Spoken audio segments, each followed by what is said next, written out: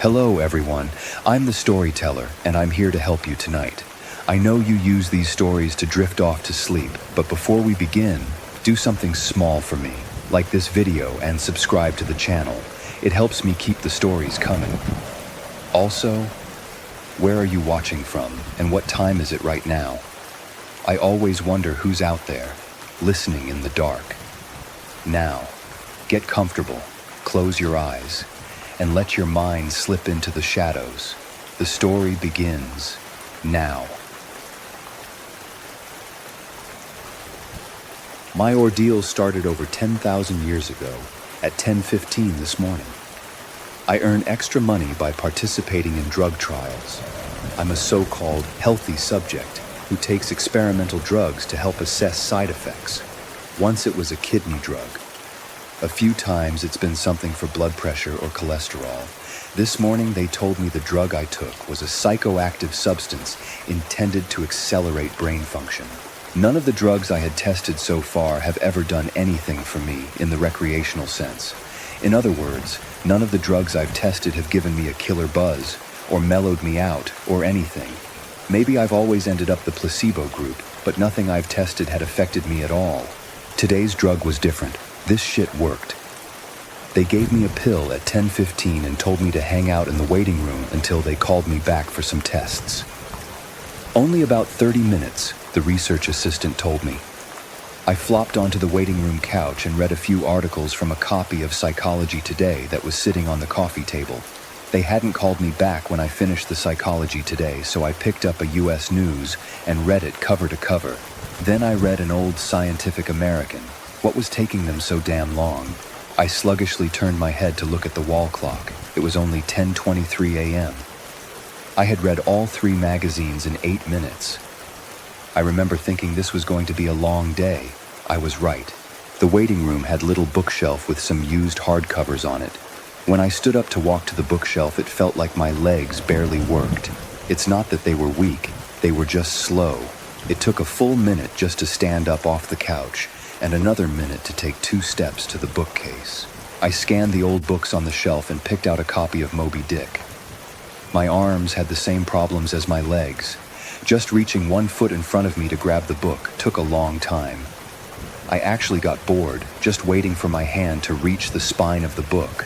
I slogged back to the couch and collapsed onto it in a slow-motion fall that reminded me of the low-gravity hops of astronauts on the moon. I opened Moby Dick, slowly, and began reading. I started with Call Me Ishmael and got as far as Ahab throwing his pipe into the sea, which was all the way to friggin' chapter 30, before they called me back. "How are you feeling?" the research assistant asked me. "I feel slow," I said.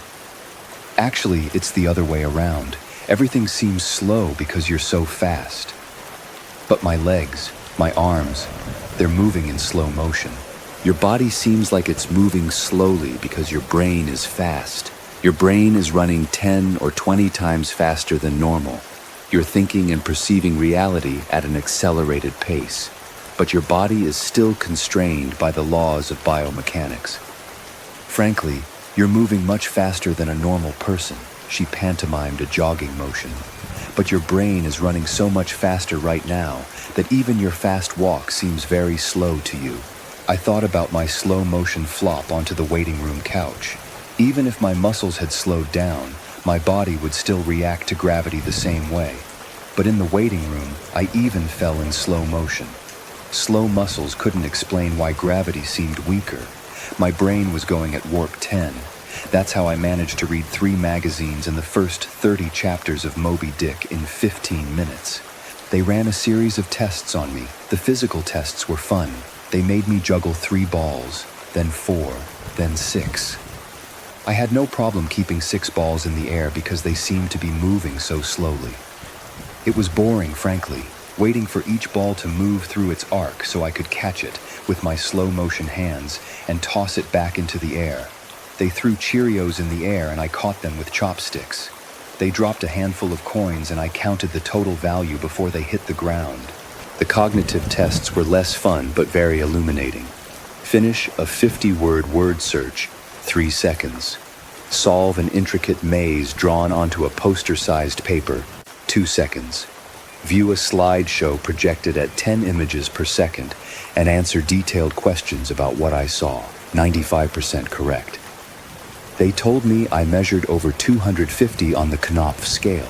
Apparently, that's deep into the superhuman range of thinking speeds.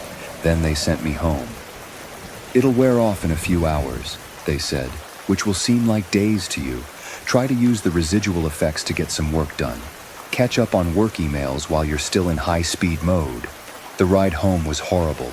It was only 3 metro stops, and in real-world time, it only took about 35 minutes. But in my drug-accelerated hypertime, it felt like days. Days. Just walking out of the medical research suite to the elevator seemed like it took an hour. I sprinted out of the office, willing my legs to push me faster. But the laws of biomechanics held me prisoner. As accelerated as my brain was, I couldn't do anything to make my legs work faster. The huge disconnect between my body and mind made it extremely difficult to judge how and when to slow down, turn, or rotate my body. I had basically turned into giant slow-motion spaz. I misjudged my speed and rammed into the wall by the elevator button at a pretty good speed. Even though I could see the wall coming at me, I couldn't make my finger, outstretched to hit the elevator button, move away fast enough, and I jammed it against the wall. Hard. The pain was intense. If my brain had been running at regular speed, it probably only would have hurt for 30 seconds or so. But in my accelerated state, the intense pain seemed to last for half an hour, 45 minutes maybe. The elevator ride was horrible. It felt like I spent 4 or 5 hours just descending 7 floors, with nothing to look at but the interior of the elevator car. I sprinted to the metro station. I have to admit, this part was almost fun. Even though my body moved at, what seemed to me, super slow speed, I could still carefully choose how and where to place my feet, swing my arms, and turn my torso. It only took a block or two to getting used to having a brain that ran 24 times faster than my body. Then I basically sprint danced the rest of the way, twisting and juking between people on the sidewalk and dodging moving cars with inches, aka minutes, of clearance. I spent an hour, in my time frame, descending into the subway and running to the platform. Endless tedium waiting the 6 minutes for the Red Line train to arrive.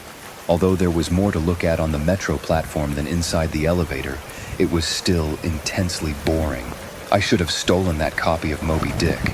The Red Line train roared into the station in slow motion. The normally high-pitched squeal of its brakes was frequency shifted by my high-speed mind to a long, low tone, like a monotone tuba solo. It wasn't just the squealing subway train that was 3 octaves lower than normal. All sound was slowed to the point of near inaudibility. Voices were gone, shifted below the threshold frequency of my hearing. I did manage to hear a screaming baby on my subway car. Her shrieks slowed to sound like whale songs. Sharp sounds like a car horns and trucks bouncing over potholes were low, muddied roars like distant thunder. Back at the research offices, I could still hear and communicate with the research staff. But now, verbal communication with anyone would be impossible. The effects of the drug were still intensifying. I spent what seemed like days on that fucking Red Line train. Days. Listening to the wail song of the screaming baby and the tuba solo of the brakes. Where ordinary voices were frequency shifted out of my audio range, smells didn't seem to be affected. I never became nose blind to the body odor, the stench of the train's brakes, and melange of farts and other smells wafting through the metro car. I finally got back to my apartment. Sprinting through my open door and into the front hall at full speed was like a slow, relaxing drift down a lazy river. I was relieved to be home. At least I had stuff I could do there. I picked up the book I was reading, 100 Years of Solitude, and finished it. Despite turning the pages so quickly that I tore many of them, it seemed like most of the time I spent finishing the book was spent on page turning and not actually reading. 3 minutes had passed since I got home. I tried surfing the internet, my God. It takes a long time for computers to boot these days, but it was too frustratingly slow. Hours, seemingly, to load each new page, and a fraction of a second to read it. 100 articles in my newsfeed read, and just 3 more minutes done. I dipped into my pile of yet-to-be-read books and finished 2 more. 4 more minutes had passed. I decided to try to sleep off the remaining effects of the drug. Unfortunately, whatever part of my mind is responsible for perception, the part that's been accelerated to hyperspeeds by the drug, isn't the same as the part that governs sleep. Despite being awake for what I perceived as days, my physical brain still thought it was 1:25 p.m. It was not ready for sleep. Nevertheless, I tried to sleep. I walked to my bedroom, a slow 45-minute drift through my apartment, and flung myself into bed, lazily falling like a feather onto the mattress. I closed my eyes and lay there for hours and hours, 10 minutes of reality time before giving up. Sleep would not come. I was facing what was going to feel like days, or maybe even weeks, of being trapped in a slow-motion prison. So I took an Ambien. The sensation of the pill and the splash of water I used to swallow it sliding my throat was sickening. A lump that blocked my breathing, moving like a slug down my esophagus. I read a book. 10 minutes had passed. I read another. 18 minutes since I took the Ambien. I threw the book across the room in disgust at my situation. The book slowly pirouetted and spun through the air, like a leaf blowing in a breeze. It hit the wall with a long, faint rumble, the only sound I had had for what seemed like hours, then drifted to the floor like a flip-flop sinking in a swimming pool. The force of gravity hadn't changed since I took the pill. The laws of physics were the same. It was just my perception of time that had gone wackadoo. This meant I could use the speed things seemed to fall as a way of judging the effects of the drug. Based on how long it took the book to drift to the floor, I estimated the effects of the drug were still intensifying. I read a magazine. I turned on the television. I clearly saw each frame of video like I was watching a slideshow. Frustrated, I turned the television off. I read some more. The first 2 books of Churchill's A History of the English-Speaking Peoples. Not exactly a light read. Frankly, I hated it. But given the hours of tedium it would take to go get another book off my bookshelf, just sitting on the couch and reading Churchill was better, or at least less worse. It had now been 35 minutes since I took the Ambien. I lay down on the couch and closed my eyes. Time passed. I inhaled, an hours-long process. Time passed. I exhaled for more hours. Sleep would not come. I needed a new plan. I decided to go back to the offices where they gave me the drug. Maybe they would have something that could counteract its effects, or at least something to knock me out until it wore off.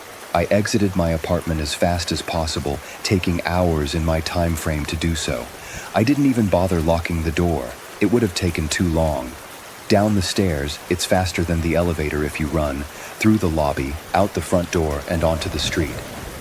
These few things felt like a long day at the office. Sprinting down the street, dancing and weaving between pedestrians with what must have looked to them superhuman dexterity. Down the first flight of stairs at the metro, across the landing, another hour. Then onto the second flight of stairs. That's when the Ambien hit me. The Ambien didn't make me sleepy, not at all. Instead, it must have had a severe cross-reaction with the experimental drug I took this morning. I was bounding down the second flight of stairs, moving in slow motion, but still making perceptible progress. Then, wham, everything stopped. The dull roar of the street and metro noise ceased, replaced by the most perfect silence I've ever experienced. My downwards motion seemed to completely freeze. Before the Ambien kicked in, my perception of time was maybe a few hundred times slower than real time. After the Ambien took effect, time moved thousands of times slower. Every second seemed like days to me. Even just moving my eyes to focus on a new point was like an impossibly slow scroll across my visual field. Over the course of the afternoon, I learned how to walk, run, and jump when my mind ran hundreds of times faster than my body. But with another 4 or 5 orders of magnitude of slowdown caused by the Ambien, body control was almost impossible. I fell on the stairs. Even though I was all but frozen in mid-step, controlling my muscles was impossible. I commanded my foot forwards for hours, then backwards for hours more when it seemed like I would miss the next step. Hours attempting to adjust the angle of my ankle, then readjusting when it felt wrong. Despite these efforts, I rolled my ankle on the next step. The pain wasn't at all mitigated by the slowness. Hours of increasing strain on my bent ankle. The nerve signals that send pain into the brain must work differently than the nerves in my ear. Sonic energy was spread out over time, diluted until it was imperceptible. Pain flowed into my brain undiluted by the change in my perception of time. Hours and hours of increasing weight on my turned ankle turned into hours of increasing pain upon increasing pain. I pitched forwards, my high-speed mind completely unable to control my low-speed body. I drifted downwards for days, managing to rotate my torso enough to keep my head from impacting the ground first. I eventually landed on my right shoulder. At first, the impact wasn't even noticeable. Then I felt a slight pressure in my shoulder as it came in contact with the ground. The pressure grew, bringing increasing pain for hour upon hour. My shoulder finally gave out, popping out of its socket with an endless sickening tug. I came to a stop days later, crumpled onto the ground, staring at the ceiling. The pain in my shoulder still screaming with the intensity of a fresh, violent injury. I had plenty of time to think during that fall. If every second seemed like days to me, then each minute of real-world time would be like years. Even if the drug cleared out of my system in the next 2 or 3 hours, this nightmare would seem to last centuries. By the time I hit the ground, I had a plan. I would somehow get to the platform and throw myself in front of a train. I twisted onto my hands and knees, days of my dislocated shoulder crying for relief. I misjudged my rotation and rolled onto my back. I tried again, collapsing onto my face as I tried to figure out how to control a body that moved slower than grass grew. Weeks of effort were finally rewarded with success. I stabilized on my hands and knees. If just getting on all fours was this difficult, I figured that walking or running was completely out of the question. So I crawled. I crawled through the metro tunnel. The dumb looks on the faces in the crowd lingered on me for weeks. I crawled under the turnstile and onto the escalator. The escalator spilled the rush hour crowd onto the platform at the same speed a glacier spills ice into the sea. I looked out over the crowded platform during my interminable downward ride. The train status sign said the next train wouldn't arrive for 20 minutes. 20 minutes was like a year to me. I'd have to spend a year on the metro platform waiting to die. I crawled off the escalator, enduring days of stupid expressions on the commuters' faces. I crawled a few feet to a concrete bench and curled up next to it, trying to find a position to lessen the pain in my shoulder. Then my problem with time got worse, impossibly worse. The massive slowdown on the stairs was just the beginning of the interaction between the experimental drug and the Ambien. It fully hit me while I was curled up by the bench. I blinked. Years of darkness followed. Sound was already gone, and with my blink, sight was gone as well. All that existed was the pain from my fall. My hyper-accelerated mind wasted no time compensating for the lack of sensory input. Voices spoke to me. They sung to me in languages that never existed. Patterns and faces and colors came and went in my mind's eye. I recalled my whole life and imagined living another. I forgot English. I settled into a profound despair. I spoke to God. I became God. I imagined a new universe and brought it to life with my thoughts. Then I did it all again and again. My eyes opened with geologic slowness. A faint glow. Weeks. A slit of light. Weeks. A narrow view of the metro platform. Ankles of the commuters near me and an advertisement on the opposite wall. I extracted my phone from my pocket. A project that spanned decades. How can I even explain the boredom? The pain in my shoulder is nothing compared to the boredom. Every thought I can think, I have thought hundreds of times already. The view of ankles and advertisements never changes. Never. The boredom is so intense it's tangible, like a solid object of metal and stone wedged into my skull. Inescapable. What are my options? If I crawl and fall onto the tracks without an oncoming train to crush me, I won't die. I'll experience even more pain from the 4-foot fall, but I'll most likely be rescued by some do-gooder on the platform and unable to act when the train finally does arrive. My suffering in that scenario will be endless.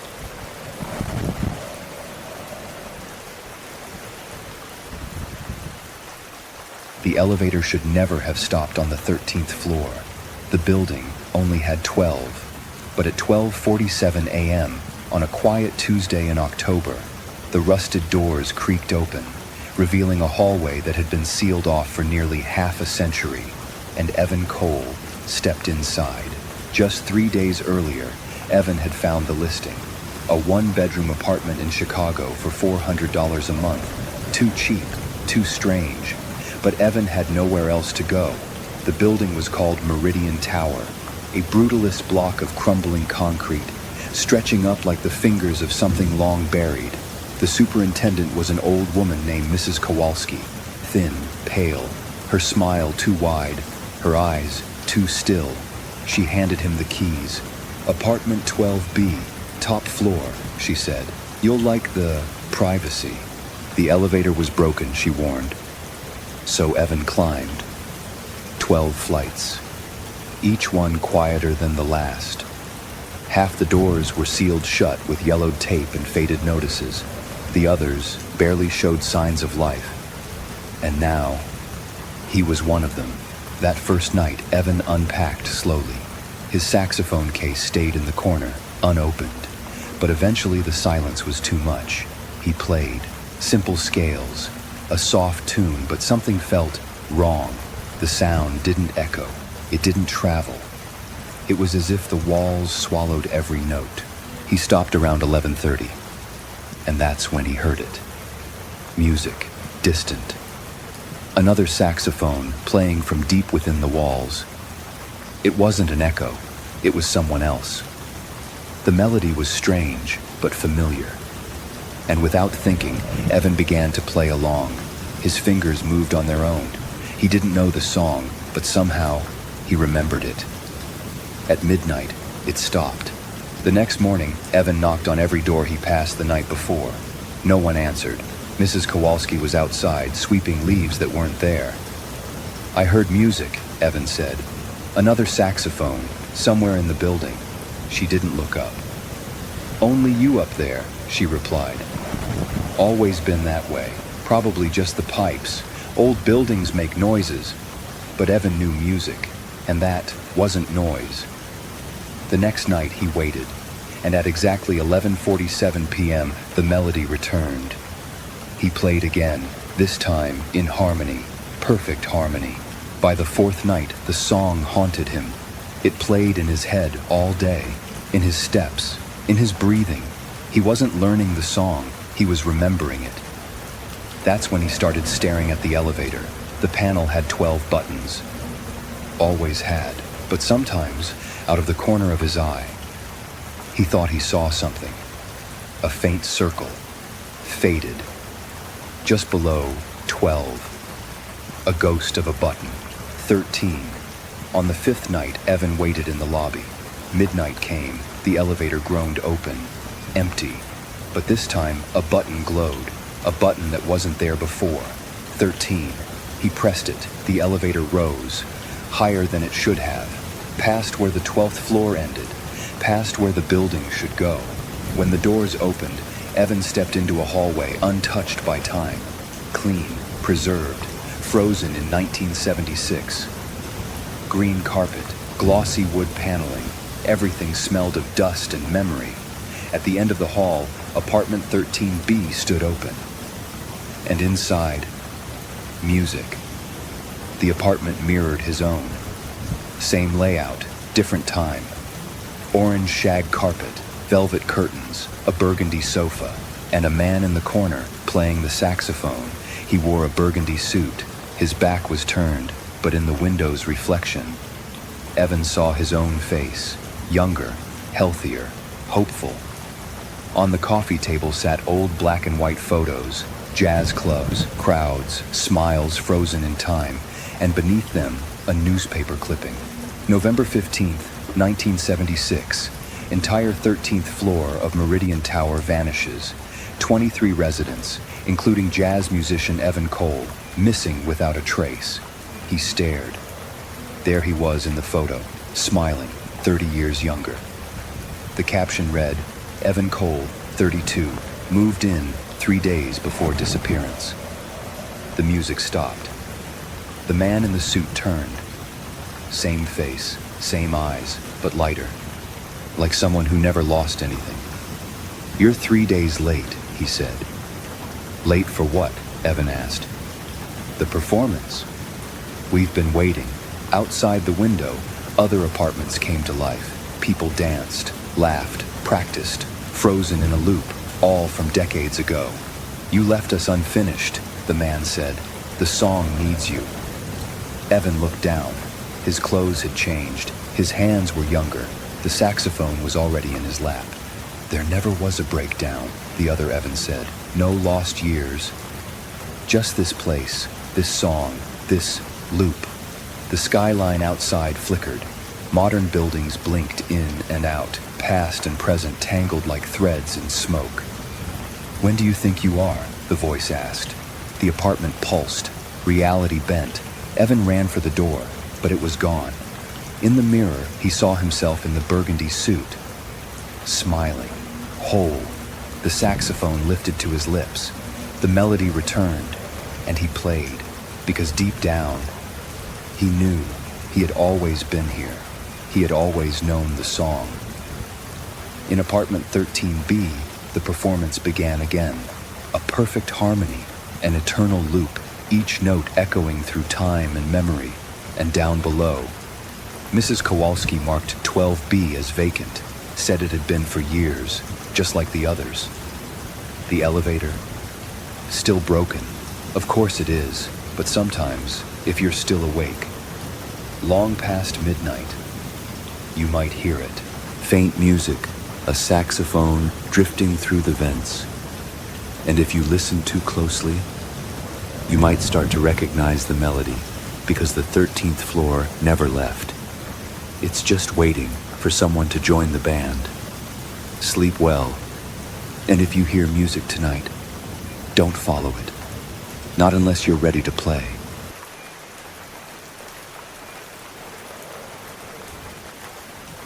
The tornado siren cuts through the Kansas heat like a scream at 3:47 p.m., and Jamie Porter knows her summer just got a whole lot worse. She's sprawled on her grandfather's ancient couch, scrolling through Instagram posts of her friends back in Chicago, pool parties, concerts, actual civilization, when the wailing starts.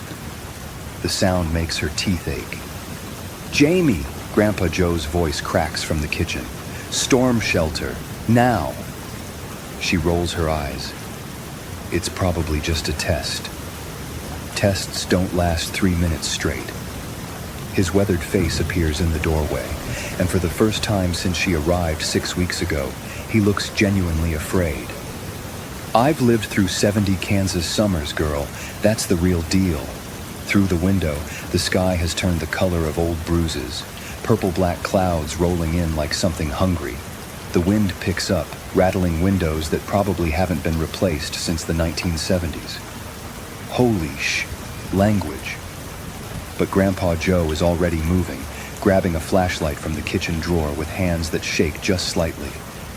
Storm shelters behind the house. Move. Jamie's been here since June, and she's never seen him rattled. The old man who fought in Vietnam, who buried his wife and raised 4 kids on this godforsaken farm. His hands are actually trembling. The wind hits like a freight train.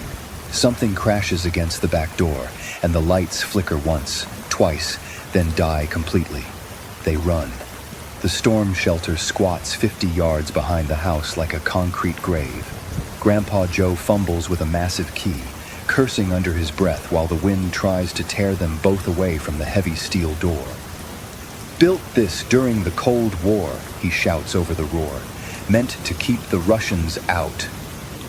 The The door swings open with a groan that sounds almost human. Metal steps descend into darkness so thick it seems solid. The air that rises up smells of rust and dampness and something else, something that makes Jamie's stomach turn. "You first," he says. "I'm not going down there." "You are, or you're gonna die up here." Lightning splits the sky, and in its harsh light, Jamie sees it. A funnel cloud maybe half a mile away, moving straight toward them like God's own finger reaching down to erase them. She goes down. The shelter is smaller than she expected and twice as creepy. Maybe 10 feet by 12, with a ceiling so low Grandpa Joe has to duck. Concrete walls weep moisture in the flashlight beam. 2 folding chairs face each other across a wooden crate that serves as a table. But what catches Jamie's attention is the back wall. Or what should be the back wall. Instead, there's another door. Heavy steel, just like the entrance, but this one has been welded shut. Crude metal beads run along the edges like scar tissue. "What's back there?" Grandpa Joe doesn't answer. He's too busy securing the main door, throwing heavy bolts and checking seals. The storm's roar fades to a dull rumble, muffled by tons of concrete. "Grandpa, what's behind that door?" "Storage." His voice is clipped, final. "Nothing you need to worry about." But Jamie's 17, and 17-year-olds don't let things go. She walks to the sealed door, runs her fingers along the welded edges. The metal feels cold despite the humid air. Why weld it shut? Because some things are better left alone. There's something in his voice, not just irritation, but genuine fear. The same fear that made his hands shake when the sirens started. "How long do we have to stay down here?" "However long it takes." They settle into the folding chairs. Minutes crawl by. The flashlight beam seems to die just a few feet from the walls, swallowed by shadows that feel too thick. Jamie tries not to think about the tons of earth above their heads, or the way the darkness seems to press against her skin. That's when they hear it. A sound so soft she almost misses it. A rhythmic tapping, like fingernails on wood. Tap, tap, tap. Pause. Tap, tap, tap. "Do you hear that?" Grandpa Joe's face goes white. No, but he does. She can see it in his eyes, the way they dart to the sealed door and then away. Tap, tap, tap. Pause. Tap, tap, tap. Someone's in there. No one's in there. No one's been in there for 30 years. The tapping stops. They sit in tense silence, listening to their own breathing and the muffled storm above. Jamie counts her heartbeats, 43, 44, 45, before the sound comes again. But this time, it's not tapping. This time, it's knocking. 3 deliberate knocks, then silence. Then 3 more. "There's someone trapped in there," Jamie says, standing. "Sit down." "They need help." "Sit down." But Jamie's already moving toward the sealed door, pressing her ear against the cold metal. The knocking comes again, and she feels it, tiny vibrations through the steel. "Hello?" she calls. "Can you hear me?" The knocking stops. Then, so faint she almost misses it, a voice. "Help me." The words are barely a whisper, distorted by metal and concrete, but they're definitely there, definitely human. "Oh my God," Jamie turns to her grandfather. "There's really someone." His hand clamps down on her shoulder, fingers digging in hard enough to bruise. "Get away from that door." "But they need nothing." His voice cracks like a whip. "Whatever you think you're hearing, ignore it." "Please," the voice comes again, clearer now, young, desperate. "I've been here so long. Please help me." It's a boy, maybe her age. The desperation in his voice makes her chest tight. "How long has he been in there?" "There's no one in there." "I can hear him." "You're hearing what it wants you to hear." "What it wants? What are you talking about?" Grandpa Joe turns away, hunched in his chair like he's carrying the weight of the world. "Some mistakes you live with forever." The voice comes again, stronger now. "Is someone there? Please, I can hear you talking." I've been trapped for so long. There was an accident, and the door got stuck, and no one knows I'm here. Jamie's hand finds the welded seam. What's your name? Jamie, don't. My name's Tommy, the voice replies. Tommy Chen. I live on the farm next over. I was exploring and I got trapped in here. That was, God, how long ago was it? What year is it? It's 2024. 2024? The voice breaks. Oh God, I've been here since 1987, 37 years. My parents, they probably think I'm dead. 37 years. The math makes Jamie sick. If this Tommy was her age when he got trapped, he'd be in his 50s now, but the voice still sounds young. Tommy, how are you still alive? How did you survive down there? Silence. Then, I don't know. I remember being hungry at first, thirsty, but then, I don't remember much. Just the dark, just waiting. We're going to get you out, Jamie says. She looks around for something to cut through the welds. There has to be a way. No.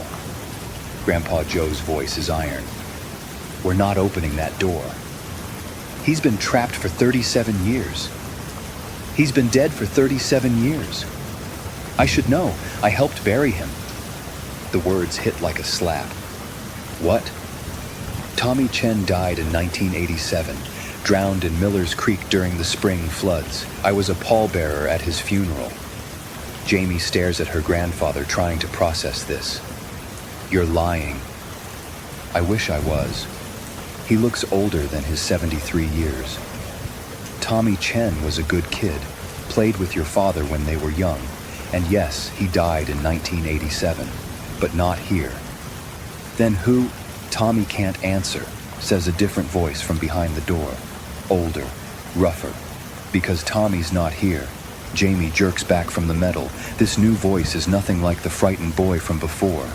This voice is dark honey over broken glass. Who are you? I'm the one who's been waiting. Waiting for someone curious enough to ignore old warnings. Jamie, get away from there, now. But she can't move. The voice has her pinned. Your grandfather knows who I am. Don't you, Joe? Tell her about the missing children. Tell her about what you built this shelter to contain. Shut up. Tell her about Michael Santos, 1954, the Riley twins, 1961, Sarah Kim, 1979, Tommy Chen, 1987. Each name hits like a physical blow. Jamie sees her grandfather flinch. Tell her how they all disappeared, how the family searched but never found them. Stop. Tell her how you knew where they'd gone, how you came down here and found what was left. I said stop, but the voice laughs instead, a sound like grinding bones. Tell her about your grandson, Joe. Tell her about Danny. The words explode in the small space. Jamie's blood turns to ice. What grandson? I had another grandson, Grandpa Joe whispers. Your father's brother's boy, Danny. He came to visit when he was 13. Smart kid, too curious. His voice breaks. He heard the voice. Came down here one night, by the time I found him. By the time he found me, the voice continues cheerfully. Poor little Danny was already part of the collection. Such a sweet boy, such a strong voice to add to the choir. You're lying, Jamie breathes. Am I? Ask your grandfather about the drawings, Jamie. Ask him about the journal. What drawings? Grandpa Joe's face crumbles. Danny was an artist, always drawing. When I opened that door looking for him, I found his sketchbook, pictures of the thing that lives back there, pictures of the other children. And a journal, the voice adds helpfully.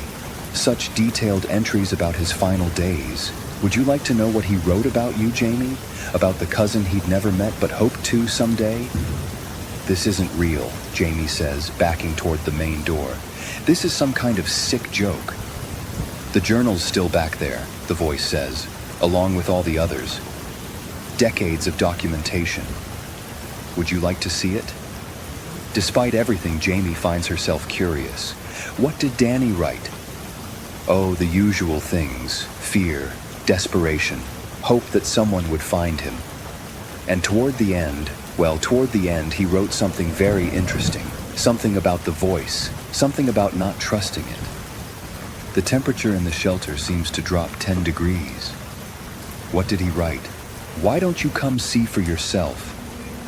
Don't, Grandpa Joe warns. It's trying to get you to open the door. That's all it wants. Someone to break the seal. But the journal is real, the voice confirms, along with the drawings. Along with all the evidence you need to understand what really happened to your cousin. What's going to happen to you? Jamie looks at the welded seams. They're crude, clearly done by someone without professional training, someone desperate. You could pry it open, the voice suggests reasonably. There are tools in the corner. Your grandfather's been maintaining this shelter for decades. Surely there's a crowbar somewhere. She looks around and, sure enough, spots a small toolbox half hidden behind one of the chairs. Jamie, no. I just want to see the journal. I want to know what happened to Danny. You know what happened to Danny. The same thing that happened to all of them. The same thing that'll happen to you if you open that door. But what if he's wrong? The voice asks. What if the real monster is sitting right next to you? Think about it, Jamie. He knew where all the missing children went. He was always first on the search parties. He built this shelter with a hidden room. What if he's been the one taking children all along? The doubt creeps in like poison. Jamie looks at her grandfather with new eyes. Is that true? Of course not. It's trying to turn you against me. That's what it does, finds doubt and feeds on it. Then why won't you let me see the journal? Because opening that door is exactly what it wants. Or maybe, the voice suggests gently, he doesn't want you to read what Danny really wrote. Maybe he doesn't want you to know the truth. Jamie's hand moves toward the toolbox before she realizes it. Please, Grandpa Joe whispers, whatever else you believe, don't open that door. But the doubt has taken root. What if Danny really is back there? What if there's evidence that could explain everything? What if her grandfather has been lying all along? The storm above seems to have quieted. The shelter feels smaller somehow, the walls pressing in. Just a quick look, Jamie says, reaching for the crowbar, just to see what's really back there. Jamie, don't! But she's already prying at the welded seam. The metal is old, corroded. It gives way easier than expected. That's it, the voice encourages. Just a little more. The first weld snaps, then the second. The door shifts slightly in its frame. Stop, Grandpa Joe pleads. Please stop. But Jamie can't stop now. She has to know, has to see.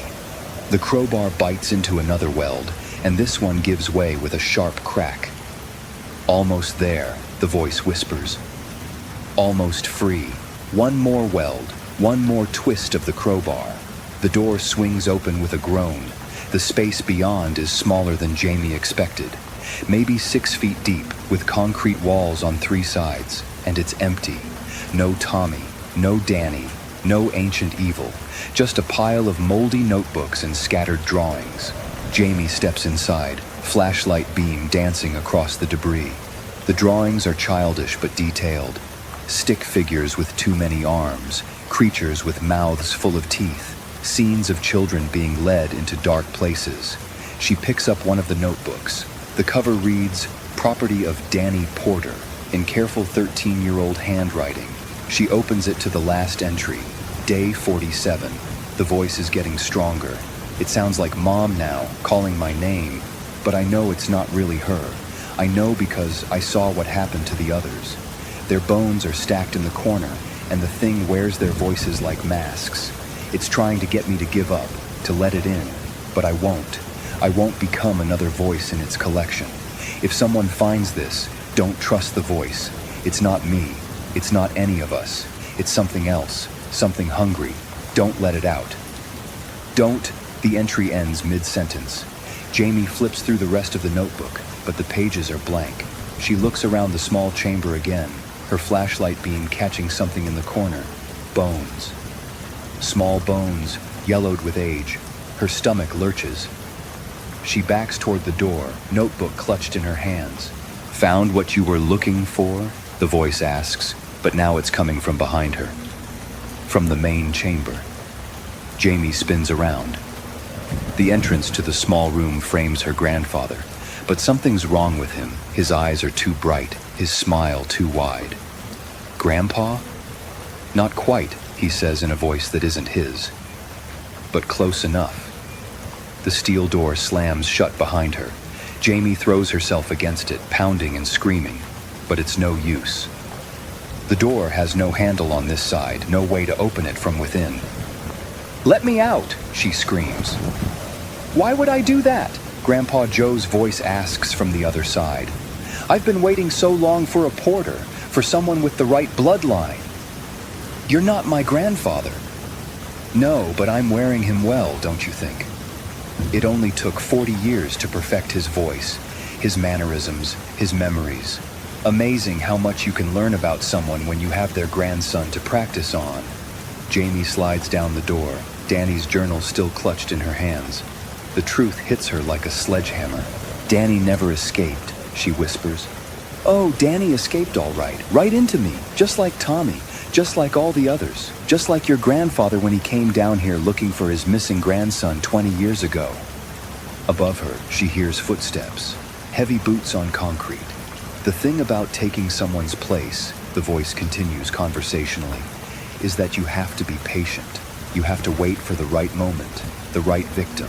You can't just replace anyone. It has to be someone whose disappearance won't be immediately noticed." "My parents think you're spending the summer with your loving grandfather. And when you don't come home? Well, teenage runaways are sadly common these days, especially troubled ones from broken homes." Jamie looks around the small chamber desperately. The bones in the corner seem to glow in her flashlight beam. Danny's bones, Tommy's bones, all the others. "Don't worry," the voice says gently. "It won't hurt for long, and afterward, you'll be part of something bigger, something that's been growing for decades."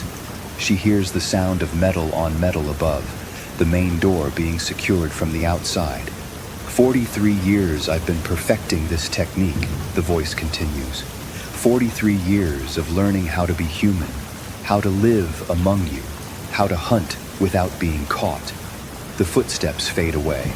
Jamie is alone in the dark with the bones of children and the journal of her dead cousin. She opens the notebook again, flipping to an earlier entry. "The thing doesn't just eat you, it becomes you. It takes your memories, your voice, your whole identity, and then it goes back up to the surface and lives your life better than you ever did. I've been down here 6 weeks now, and I can hear it upstairs sometimes, talking to Grandpa in my voice, telling him I'm fine, I'm just exploring, I'll be back soon. Grandpa doesn't know I'm really down here dying while that thing wears my face. It's patient. So patient. It'll keep Grandpa alive just long enough to make my disappearance seem natural. Then it'll take him too, and then it'll wait for the next porter to come along. I wish I could warn them. I wish I could tell them not to trust their grandfather, not to come to the farm, not to go down into the shelter. But by the time anyone reads this, it'll be too late." Jamie closes the journal and sits in the dark, surrounded by the bones of children who thought they were safe with family. Above her, she hears the thing that wears her grandfather's face making a phone call. "Hello, Sarah?" It's Joe. "I'm afraid I have some bad news about Jamie. She's run off. Left a note saying she was heading to California to find herself. You know how teenagers are." The voice is perfect, concerned but not panicked. The voice of a grandfather who's done his best but can't control a troubled teenager. Jamie screams until her throat is raw, but no one can hear her through the concrete and steel. In Danny's journal, she finds one final entry, written in shaky handwriting. "I can feel it happening. The thing is taking pieces of me bit by bit. Soon there won't be anything left but the voice it uses to hunt. If you're reading this, you're probably going to die down here just like I did, just like all of us did. But maybe you can be the one who breaks the cycle. Maybe you can find a way to stop it before it takes someone else's place. There's a weakness. I've seen it. When it's feeding. When it's absorbing someone new, it has to let its guard down. It has to drop the masks it wears. That's when it's vulnerable. That's when you might have a chance. Don't give up. Don't let it win. And whatever you do, don't trust the voice. Any voice, even mine. Jamie stares at the words until they blur in her vision. Don't trust the voice, even mine. She looks around the small chamber again, at the bones in the corner, at the scattered drawings, and she realizes something that makes her blood run cold. Some of the drawings are fresh, recent, done in pencil that hasn't had time to fade. Someone else has been down here. Someone else has been drawing pictures of the thing that hunts children. Someone who might still be alive. "Hello," she whispers into the darkness. And from somewhere in the walls, somewhere impossible, a voice whispers back, "Don't trust the voice. It's not me." The flashlight dies, and Jamie Porter disappears into the dark, leaving only the echo of her scream and the scratch of pencil on paper as someone or something begins to document her final days. Above ground, the thing that looks like her grandfather finishes its phone call and settles into the old man's favorite chair. It has all the time in the world to wait for the next porter to come looking for their missing family. And it's gotten very, very good at waiting.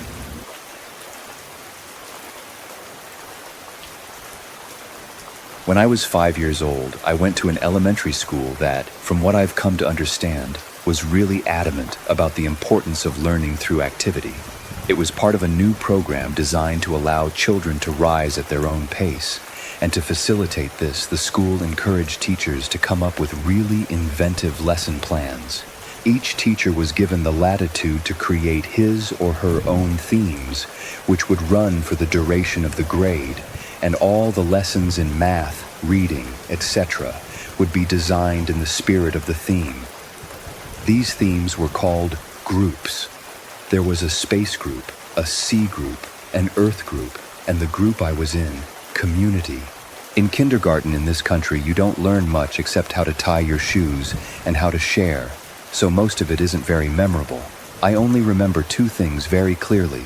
I was the best at writing my name the right way, and the balloon project, which was really the hallmark of the community group, since it was a pretty clever way to show how a community functioned at a really basic level. You've probably heard of this activity. On one Friday, I remember it being Friday because I was excited about the project and it being the end of the week. Toward the beginning of the year, we walked into the classroom in the morning and saw that there was a fully inflated balloon tied off with string taped to each of our desks. Sitting on each of our desks was a marker, a pen, a piece of paper, and an envelope. The project was to write a note on the paper, put it in the envelope, and attach it to the balloon, which we could draw a picture on if we wanted. Most of the kids started fighting over the balloons because they wanted different colors, but I started on my note, which I had thought a lot about. All the notes had to follow a loose structure, but we were allowed to be creative within those boundaries. My note was something like this: "Hi, you found my balloon. My name is Name, and I attend OHK Elementary School. You can keep the balloon, but I hope you write me back. I like Mighty Max, exploring, building forts, swimming, and friends. What do you like? Write me back soon. Here's $1 for the mail." On the dollar I wrote, "For stamps," right across the front, which my mom said was unnecessary, but I thought it was genius, so I did it. The teacher took a Polaroid of each of us with our balloons and had us put them in the envelope along with our letter. They also included another letter that I assume explained the nature of the project and sincere appreciation for anyone's participation in writing back and sending photos of their city or neighborhood. That was the whole idea, to build a sense of community without having to leave the school and to establish safe contact with other people. It seemed like such a fun idea. Over the next couple weeks, the letters started to roll in. Most came with pictures of different landmarks, and each time a letter would come in, the teacher would pin the picture on a big wall map we had put up showing where the letter had come from and how far the balloon had traveled. It was a really smart idea because we actually looked forward to coming to school to see if we had gotten our letter. For the duration of the year, we had 1 day a week where we could write back to our pen pal or another student's pen pal in case our letter hadn't come in yet. Mine was one of the last to arrive. When I came into the classroom, I looked at my desk and once again didn't see any letter waiting for me, but as I sat down, the teacher approached me and handed me an envelope. I must have looked so excited because as I was about to open it, she put her hand on mine to stop me and said, "Please don't be upset." I didn't understand what she meant. Why would I be upset now that my letter had come? Initially, I was mystified that she would even know what was in the envelope. But now I realized that, of course, the teachers had screened the contents to make sure there was nothing obscene. But all the same, how could I be disappointed? When I opened the envelope, I understood. There was no letter. The only thing in the envelope was a Polaroid, but I couldn't really make out what it was. It looked like a patch of desert, but it was too blurry to decipher. It appeared as if the camera had been moved while the picture was being taken. There was no return address, so I couldn't even write back if I wanted to. I was crushed. The school year pressed on, and the letters had stopped coming for nearly all of the other students. After all, you can only continue a written correspondence with a kindergartner for so long. Everyone, including myself, had lost interest in the letters almost completely. Then I got another envelope. My excitement was rejuvenated, and I reveled in the fact that I was still getting a letter when most of the other pen pals had abandoned their involvement. It made sense that I received another delivery. There had been nothing but a blurry picture in the first one, so this was probably to make up for that. But again, there was no letter at all. Just another picture. This one was more distinguishable, but I still didn't understand it. The photograph was angled way up, catching the top corner of a building, and the rest of the image was distorted by a lens flare from the sun. Because the balloons didn't travel very far, and because they were all launched on the same day, the board became a bit cluttered, and so the policy for the students still exchanging letters became that they could take the photographs home. My best friend Josh had the second highest number of pictures taken home by the end of the year. His pen pal was really cooperative and sent him pictures from all around the neighboring city. Josh took home, I think, 4 pictures. I took home nearly 50. The envelopes were all opened by the teacher, but after a while I stopped even looking at the pictures. However, I saved them in one of my drawers that housed my collections of rocks, baseball cards, comic book cards, Marvel metal cards for those who might remember, and little miniature baseball batting helmets that I'd get out of a vending machine at Winn-Dixie after T-ball games. With the school year over, my attention turned to other things. My mom had gotten me a small snow cone machine for Christmas that year, and Josh had really coveted it. So much so that his parents bought him a slightly nicer one for his birthday, which was toward the end of the school year. That summer, we had the idea that we would set up a snow cone stand to make money. We thought we'd make a fortune selling snow cones at $1. Josh lived in a different neighborhood, but we eventually decided that my neighborhood would be better because there were a lot of people who cared for their lawns. The yards in my neighborhood were slightly bigger. We did this for 5 weekends in a row until my mom told us that we had to stop, and I've only recently come to understand why she did that. On the 5th weekend, Josh and I were counting our money. Because we both had a machine, we each had a separate stack of money that we put together into one stack, and we then split it evenly. We had made a total of $16 that day, and as Josh paid out my 5th dollar, a feeling of profound surprise consumed me. The dollar said, "For stamps." Josh noticed my shock and asked if he had miscounted. I told him about the dollar, and he said, "That's so cool, man." As I thought about it, I came to agree. The idea that the dollar had made it right back to me after changing so many hands floored me. I rushed inside to tell my mom, but my excitement coupled with her being distracted by a phone call made my story incomprehensible, and she responded simply by saying, "Oh wow, that's neat." Frustrated, I ran back outside and told Josh I had something to show him. Back in my room, I opened the drawer and took out the stack of envelopes and showed him some of the pictures. I started with the first picture, and we went through about 10 before Josh lost interest and asked if I wanted to go play in the ditch, a dirt ditch down the street from my house, before his mom came to pick him up, so that's what we did. We had a dirt war for a while, but it was interrupted several times by rustling in the woods around us. There were raccoons and stray cats that lived in there, but this was making a little too much noise, and we traded guesses at what it was in an attempt to scare each other. My last guess was that it was a mummy, but in the end, Josh kept insisting that it was a robot because of the sounds that we heard. Before we left, he got a little serious and looked me right in the eyes and said, "You heard it, didn't you? It sounded like a robot." "You heard it too, right?" I had heard it, and since it sounded mechanical, I agreed that it was probably a robot. It's only now that I understand what we heard. When we got back, Josh's mom was waiting for him at the kitchen table with my mom. Josh told his mom about the robot, our moms laughed, and Josh went home. My mom and I ate dinner, and then I went to bed. I didn't stay in bed for long before I crept out and decided that, due to the day's events, I would revisit the envelopes, since now the whole affair seemed much more interesting. I took the first envelope and set it on the floor and set the blurry desert Polaroid on top. I laid the second envelope right next to it and placed the oddly angled Polaroid of a building's top corner on top, and did this with each picture until they formed a grid that was about 5 by 10. I was always taught to be careful with things that I was collecting, even if I wasn't sure they were valuable. I noticed that the pictures gradually became more decipherable. There was a tree with a bird on it, a speed limit sign, power line, a group of people walking into some building. And then I saw something that vexed me so powerfully that I can now, as I write this, distinctly remember feeling dizzy and capable of only a single repeating thought. Why am I in this picture?